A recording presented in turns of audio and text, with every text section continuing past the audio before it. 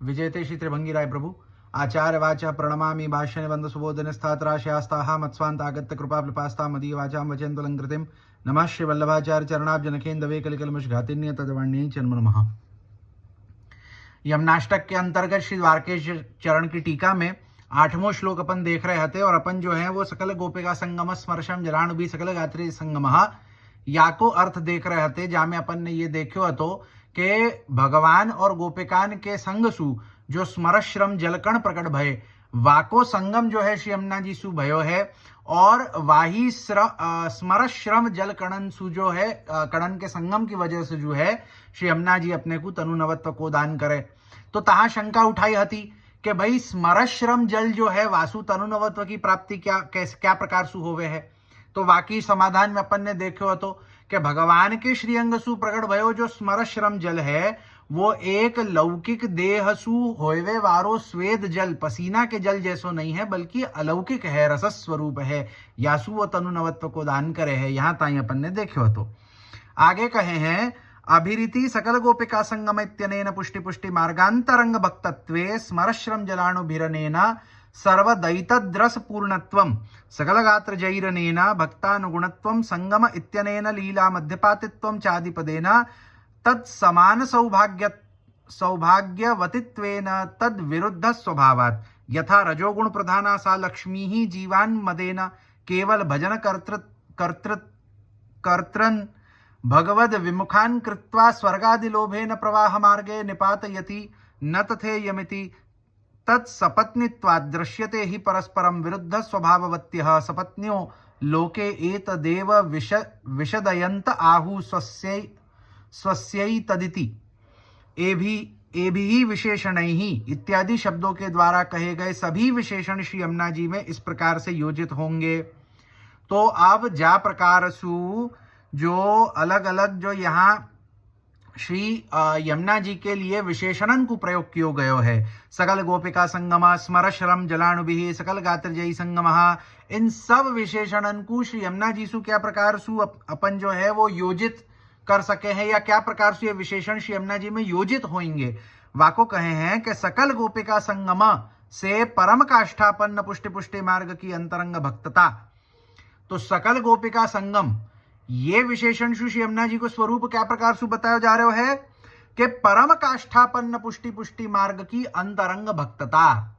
कि श्री यमुना जी कैसी हैं कि श्री यमुना जी जो है वो परम काष्ठापन्न पुष्टि पुष्टि मार्ग जो है वा में अंतरंग भक्त हैं। श्री यमुना जी की अंतरंगता है पुष्टि मार्ग सु, ये अपने को सकल गोपिका संगम यासु अपने को समझ आवे है। स्मरश्रम जलाणुभिः से सर्वदा भगवद रस से पूर्णता। तो स्मरश्रम जलाणुभिः यासु अपने को क्या समझ आवे है कि श्री यमुना जी जो है वो सर्वदा भगवद रस्सु परिपूर्ण है, भगवद रस्सु पूरित हैं। और सकल गात्र जयही से प्रभु के अंतरंग भक्तों की भगवत लीला में सहयोगिनी होना। तो सकल गात्र जयही से क्या अर्थ हो रहे है कि भगवान के जो अंतरंग भक्त हैं उनके संग भगवत लीला में सहयोगिनी होना। श्री यमुना जी जो है वो भगवान के जो अंतरंग भक्त हैं, जो गोपिकाएं हैं, जो ब्रज भक्त हैं, उनके संग जो है वो भगवत लीला में सदैव संयोगिनी है, ऐसी श्री यमुना जी हैं। एवं संगमः से भगवत लीला में मध्यपाती होने जैसे गुण श्री यमुना जी में है कि श्री यमुना जी जो है वो भगवत लीला में मध्यपाती होवे हैं कि भगवान और जो भक्त होए हैं उनके बीच में जो मध्यपाती को कार्य करें कि भगवान को भक्तन सु मिलानो और भक्तन को भगवान सु मिलानो, या के अंतर्गत जो मध्यपाती रूपा जो कार्य करे हैं सो श्री यमुना जी करे हैं। और आदि पद का अर्थ है चूंकि श्री यमुना जी लक्ष्मी जी के समान सौभाग्यवती है, अतः सपत्नी होने के नाते उनका स्वभाव श्री लक्ष्मी जी से विरुद्ध अथवा विपरीत है, इसलिए वे जीव को वो वस्तु दे सकती हैं जो लक्ष्मी जी नहीं दे सकती।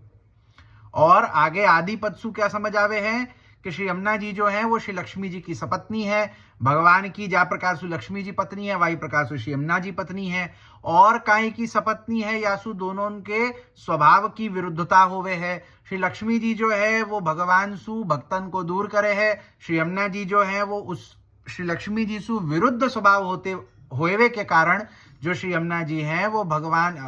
भक्तन को जो है वो भगवान सु मिलावे है, भक्तन को जो है वो भगवान के सन्मुख करे है, न कि दूर करे है। तो यासु जो वस्तु जीव को श्री यमुना जी दे सके हैं वो लक्ष्मी जी नहीं दे सके हैं, जो लक्ष्मी जी नहीं दे सके हैं वो श्री यमुना जी दे सके हैं, ऐसो श्री यमुना जी को महात्म्य है। तो यहाँ जो है इन 4 विशेषणन सु श्री यमुना जी के स्वरूप को अपने को ज्ञान होवे है कि जहां अपन ने कहो कि सकल गोपिका संगमा स्मर श्रम जलाणु भी सकल गात्रिजय संगमहा, तो इन सबंसु अपने को ये अर्थ बतायो। श्री लक्ष्मी जी से विरुद्ध स्वभाव वाली होने का तात्पर्य यह है कि रजोगुण प्रधान होने के कारण जैसे श्री लक्ष्मी जी जीवों को जो कि मदपूर्वक केवल लक्ष्मी जी का ही भजन कर रहे हैं उनको भगवान से विमुख बनाकर वे उन्हें स्वर्ग आदि का लोभ देकर प्रवाह मार्ग में ढकेल देती हैं। अब यहाँ क्या कहे हैं कि क्या प्रकार सु जो है विरुद्ध स्वभाव जो कहे कि लक्ष्मी जी जो दे सके हैं जो नहीं देवे हैं सो श्री यमुना जी देवे हैं, और जो यमुना जी दे सके वो लक्ष्मी जी नहीं दे सके। तो या को अर्थ कहा तो यही को समझावे है कि श्री लक्ष्मी जी को स्वभाव कैसो होवे है कि जो जीव श्री लक्ष्मी जी को भजन करे, श्री लक्ष्मी जी को भजे है, श्री लक्ष्मी जी के पीछे जावे है, वो जीव को श्री लक्ष्मी जी रजोगुण प्रधान बना करके वाको भगवान से दूर कर देवे है। कोई व्यक्ति जब मद में आवे है कि मोको धन संपत्ति की आवश्यकता है और वाके लिए वो लक्ष्मी जी को भजे है, तो लक्ष्मी जी वाको धन संपत्ति देवे है, और वा धन संपत्ति सु क्या होवे है, वासु रजोगुण बढ़े है, और रजोगुण बढ़वे सु जीव जो है वो भगवान सु विमुख हो जावे है, भगवान सु दूर हो जावे है। तो श्री लक्ष्मी जी जो हैं वो अपने भजन के द्वारा जीव को भगवान सु विमुख करके वाको प्रवाह मार्ग में ढकेल देवे है, वाको पाछे जन्म मरण के चक्र में जो है वो वाको डाल देवे है कि वो बार बार जन्म लेतो जाएगो मरतो जाएगो, जन्म लेतो जाएगो मरतो जाएगो, वाको कभी भगवत प्राप्ति नहीं हो पावेगी। वैसे श्री यमुना जी नहीं करती क्योंकि वे उनकी सपत्नी होने के कारण उनसे विरुद्ध स्वभाव वाली है। तो वह प्रकार से श्री लक्ष्मी जी नहीं श्री यमुना जी नहीं करे है। श्री यमुना जी को स्वभाव जो है वो लक्ष्मी जी से विरुद्ध है। यमुना जी जो है वो जीव को रजोगुण बढ़ावे नहीं है, बल्कि वाको रजोगुण तमोगुण इत्यादि दूर करके वाको निर्गुण बनावे है, और वाको जो है वो भगवान के सन्मुख करके वाको भगवान सु मिलावे है। तो यह प्रकार से श्री यमुना जी को विरुद्ध स्वभाव है श्री लक्ष्मी जी सु। लोक में भी देखा जाता है कि सपत्नियां आपस में विपरीत स्वभाव वाली होती ही हैं। श्री लक्ष्मी जी से विरुद्ध श्री यमुना जी के इसी स्वभाव को आप श्री स्वस्यै तद इत्यादि शब्दों से बता रहे हैं। तो श्री लक्ष्मी जी के विरुद्ध जो श्री यमुना जी को स्वभाव है वही को यहाँ बताया जा रहे है। और लौकिक में भी हम देख सके हैं कि सपत्नियन को या प्रकार सु होवे है कि एक को जा प्रकार को स्वभाव होवे दूसरे को वासु विपरीत होवे। जैसे अपन देखें कि भाई कौशल्या जी हैं और कैकेयी जी हैं, अब दोनों जो है सपत्नी और सपत्नी होवे के वजह से दोनों को जो है एकदम विपरीत स्वभाव देखने में आवे है कि जहां कौशल्या जी जो है अपने सभी पुत्रन को एक समान मान करके प्रेम करे, बल्कि भरत जी को तो राम जी से अधिक प्रेम करे, परंतु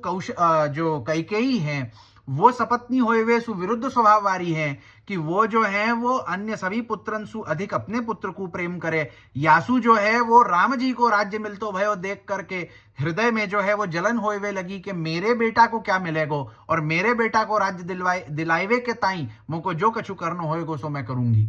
तो यह प्रकार सु सपत्नीन को एक विरुद्ध स्वभाव देखवे में आवे है, वही प्रकार सु यहाँ श्री लक्ष्मी जी श्री यमुना जी को विरुद्ध स्वभाव है। यद्यपि मामेव ये प्रपद्यन्ते मायामेतां तरन्ति ते इति भगवता प्रतिश्रुतं, तथापि यमुनायां रसविवशेन भगवता स्वस्याष्टविधैश्वर्यस्य स्थापितत्वात् श्री यमुनाया अनन्य भजन कर्तुस्तनुनवत्वं संपाद्य तद रसानमिति भावः दृश्यते हि लोकेऽपि महाराज्ञां पूर्णाधिकारिणां विनाज्ञां लघुकार्यस्याप्यकरणम् अपूर्णाधिकारिणामप्याज्ञातो महत्कार्य संपादनं किं तत्राखिललोक नियंतुर भगवतः प्राणादपि प्रियायाः श्री यमुनायास्तथा करणे चित्रमिति हृदयम्। यद्यपि भगवान ने गीता में जो सब धर्मों को छोड़कर सर्वात्म भाव से केवल मेरी ही शरणागति ले लेते हैं वे माया से मुक्त हो जाते हैं।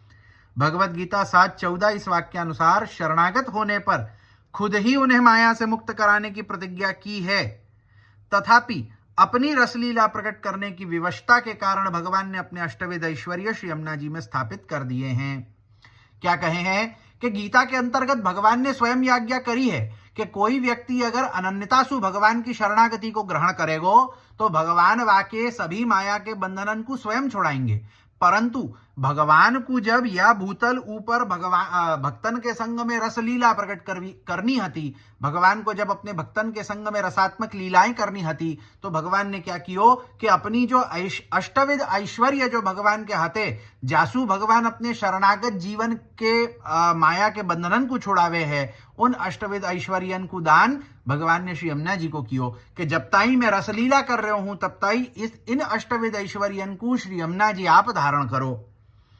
इसलिए श्री यमुना जी का अनन्य भजन करने वाले को तनुनवत्व देकर वे उसे भगवत रस का दान करते हैं, यह भाव है। यासु जो है वो अनन्यतासु श्री यमुना जी को भजन करवे पे, श्री यमुना जी को पान करवे पे, श्री यमुना जी की सेवा करवे पे, श्री यमुना जी की स्तुति करवे पे, श्री यमुना जी को गुणगान करवे पे तनुनवत्व को दान हमको जो है वो श्री यमुना जी के द्वारा प्राप्त होवे है। देखियो जाए तो तनुनवत्व को दान तो भगवान करे हैं, काहे कि गीता में भगवान ने स्वयं ने यह प्रकार की आज्ञा करी है। परंतु जब भगवान को यह भूतल ऊपर ब्रजभक्तन के संग में, ब्रज गोपिकान के संग में रसलीला प्रकट करनी हती, यासु जो है वो रसलीला में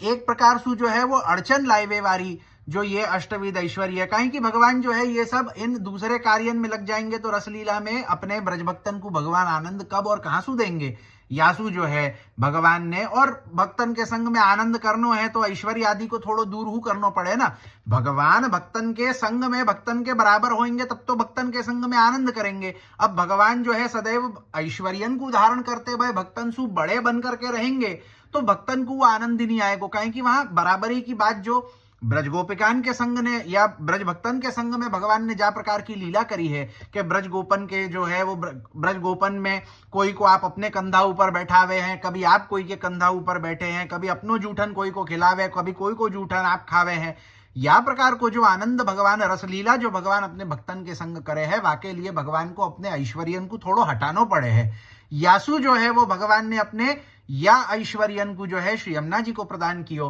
कि जब ताई मैं या लीला को आनंद ले रहे हूं तब ताई भक्तन को कार्य आप करो। यासु जो है श्री यमुना जी के भजन सु, श्री यमुना जी को अनन्य भजन जब हम करें पुष्टि मार्गीय जन, तब हमको जो है वो तनुनवत्व को दान, हमारे सब प्रकार के जो माया के बंधन हैं इन सबन को दूर करनो, हमारे सभी दोषन को दूर करनो, ये सारो कार्य श्री यमुना जी करे हैं